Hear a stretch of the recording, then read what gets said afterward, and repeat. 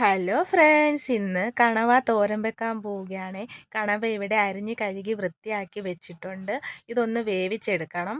മഞ്ഞളും ഉപ്പും കുരുമുളക് പൊടിയും കൂടി ചേർത്തൊന്ന് വേവിച്ചെടുക്കാം. തേങ്ങാക്കൊത്ത്, സവാള, ഇഞ്ചി, പച്ചമുളക്, വെളുത്തുള്ളി ഇവയെല്ലാം അരിഞ്ഞെടുത്ത് വെച്ചിട്ടുണ്ട്.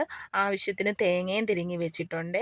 ഇരുമ്പേട്ടിയിലേക്ക് എണ്ണ ചൂടാകുമ്പോൾ കടുകും വറ്റൽമുളകും പൊട്ടിച്ച് അതിലേക്ക് അരിഞ്ഞ് വെച്ചിരിക്കുന്ന സവാള, പച്ചമുളക്, ഇഞ്ചി, വെളുത്തുള്ളി, തേങ്ങാക്കൊത്ത് ഇതെല്ലാം ഇട്ടൊന്ന് വഴറ്റിയെടുക്കാം.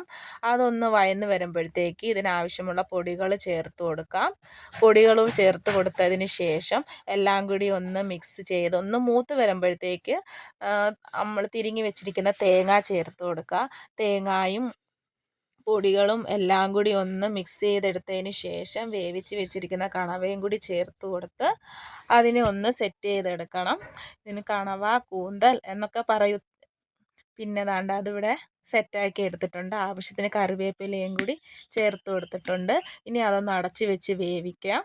കണവ തോരൻ ദാ ഇവിടെ റെഡി ആയിട്ടുണ്ട്. ഇന്നത്തെ ഊണ് വിശേഷം ദാ ഇതേ ഉള്ളേ. അടുത്ത വീഡിയോ കാണും വരെ tata bye bye, see U.